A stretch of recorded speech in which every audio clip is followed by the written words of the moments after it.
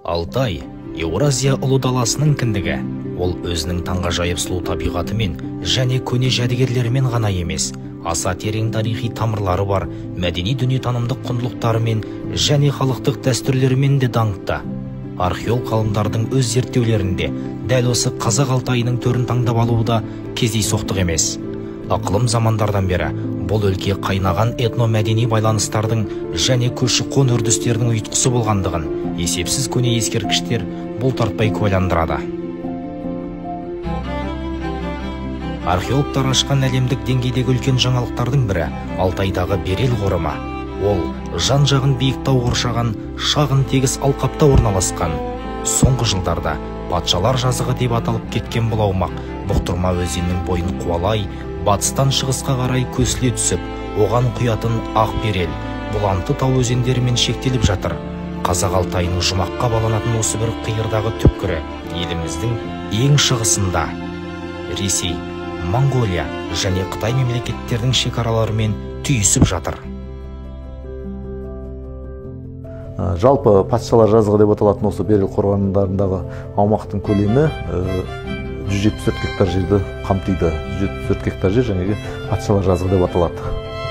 Бұл жерде жаңағы жыл сайын қазба жұмыстары жүргізіліп, сонымен қатар сақ қорғандарынан бөлек түркі дәуірінің қорғандарында да зерттеу жұмыстары жүргізіліп келе жатыр. Алтайлық феномен. Тоң басқан Берел қорғандарын алғаш зерттеуші Василий Радлов 5 метр тереңдікте жатқан қабірден 16 жылқы сүйегін тапқан болатын. Табылған жәдігерлердің алдыңғы қатарындағы 8 аттың ауыздығы темірден жасалған. Жұқа алтын фольгалармен қапталып, салпыншықтармен әсемделген. Ғалым жалпы саны 7 қорымға зерттеу жүргізген. Олардың көпшілігінің тоналғанын анықтаған еді. Радловтың ізін 1959-1963 жылдары Сергей Сорокин жалғастырып, оңтүстік Алтай археологиялық экспедициясын ұйымдастырды. Экспедиция үлкен Берел қорғандарын толығымен зерттеп, Бұқтырманың жоғары тұсындағы Күрті және Таутеке өзендерінің қосылысындағы қорғандарды зерттеді. Кейіннен еліміз тәуелсіздігін алғаннан кейінгі 1996-1997 жылдары жүргізілген зерттеу жұмыстарының жалғасы ретінде 1998 жылдан бастап тарих ғалымдарының докторы Зейнолла Самашевтың жетекшілігімен Қазақ-француз экспедициясы қорымының жаңа жобасын болжап, бірнеше қорғанды зерттеді. Сол жылдардан бері жыл сайын Берел қорғандарында 2 жылда бір қазба жұмыстары болып, зерттеу жұмыстары әлі күнге шейін жалғасып келе жатыр. Осы қазба жұмыстарының нәтижесінде осы жерде жаңағы ашық аспан астында музей құрылды және 2008 жылы Берел мемлекеттік тарихи мәдени қорық музейі құрылды.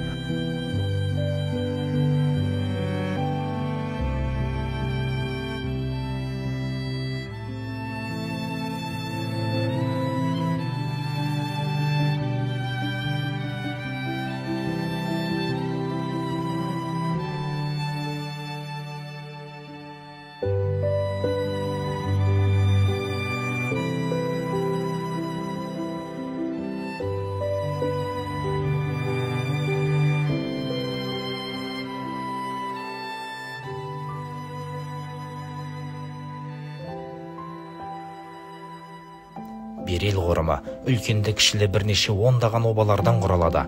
Олар көбінесе солтүстік-батыстан оңтүстік-шығыс бағытында 1-2-ден, кейде 3-4-тен топ болып орналасқан.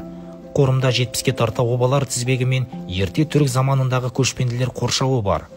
Қорымның бәрі таспен қаланып, қорған сияқты үйілген.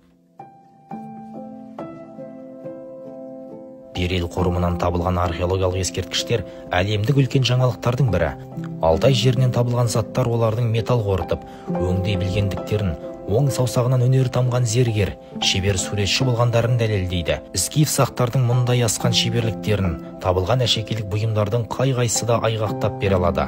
Олардың жасаған бұйымдары қиыннан қиюластырылған стильдік фантазиясы бүгінгі күннің оқыған-тоқыған суретшілердің өзін қайран қалдырады. Бұл қорғаннан табылған заттардың негізгі ерекшелігі, бұлардың бары органикалық заттар, жаңағы тері болсын, шүперек болсын, бұлар жаңағы бұл қорғандардың мысалы үшін мерзімдігі уақыты біздің заманымызға дейінгі 4-3 ғасырлар болса, Демек, осыдан 2,5 мың жыл бұрын болған деген сөз. Ал 2,5 мың жыл бойы жердің астында шірімей жату деген ол сирек кездеседі. Жаңағы шүберек болсын, тері бұйымдары, жылқының жаңағы бұзылмай шірімей етімен, ішіндегі жеген жем-шөптерімен барлығы сақталып қалу, бұл өте үлкен жаңағы жерлеу дәстүрінің мықты болғандығын көрсетеді. Сол кездегі жерлеу технологиясын біліп, осы мәңгілік тоң қабатын қалыптастырудың арқасында бұзылмай шірімей осы кезге дейін жеткен.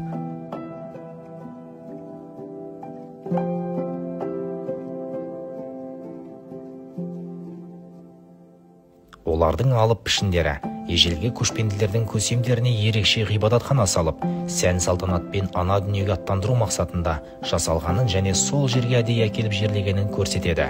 Обалардың таудың етегі мен таудан құлаған өзеннің жағасынан орын тепкені де мифологиялық наным бойынша жер мен көкті жалғастырушы әлемдегі бәйтеректің бір нұсқасы екенін, демек ол көне замандағы түсінік бойынша жерұйыққа жеткізуді жүзеге асырудың символы болып табылатынын көрсетеді. Марқұмды о дүниеге жерұйыққа аттандыра отырып, тайпаластары көсеміміз мәңгі жасайда, ол мәңгі өлмейтін жан деп түсінген. Сондықтан қайтыс болған көсемнің денесі бальзамдалынып, ол жататын қабірдің ішіне тоң жүретіндей етіліп бөлекше жағдай жасалған.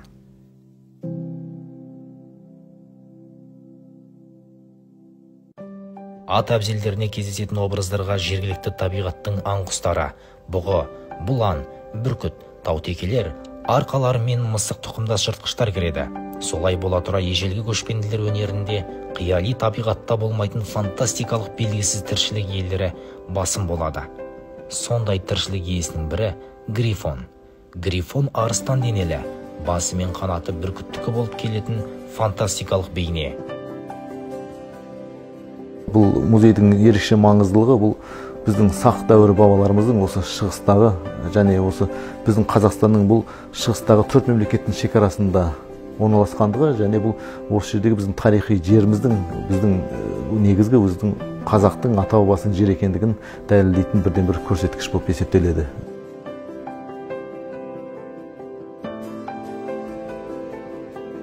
Мұражай ел байлығы, халық мұрасы, тарих қоймасы. Оны қадір тұтып, ұқыпты ұстап, қорын молайта беру әрбір саналы азаматтың міндеті, жас ұрпақ алдындағы борышы. Қазіргі таңда Берел қорғандары еліміздің тарихын, мәдениеті мен қолөнерін зерттеуде теңдесі жоқ олжалар сақталған жалғыз ескерткіш. Сондықтан Берел қорық мұражайы құрылғаннан бері тарихымызды ұмытпау, ұлтымызды ұлықтау мақсатында көптеген игі іс-шаралар өткізілуде. Берел қорғандары бабаларымыздың мәңгілік тоң қалыптастыру өнерінің арқасында біздерге бұзылмай жеткен сан ғасырлық тарихы бар ескерткіштердің бірі. Енді осы қасиетті мекенді қорғап сақтау, зерттеп зерделеу біздің парызымыз.